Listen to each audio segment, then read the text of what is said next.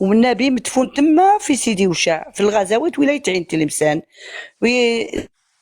نبي ما اسم دابا انا يا اختي انا تخربطت انا.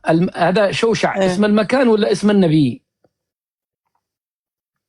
النبي مدفون تما وزايدين دايرين بحر تما مسمينا عليه يقول لها بحر سيدي وشاع في الغزوات. يا اختي ما فيش نبي نزل في الجزائر ولا في شمال افريقيا كلها، الله يهديك. الانبياء كلهم في فلسطين وفي العراق وفي اليمن. صح، ما بالك والله ما عندكم نبي. اذا اسمعي اختي الكريمه، عليك ان تتوبي الى الله توبه نصيحه، لا تكذبوش على ربنا.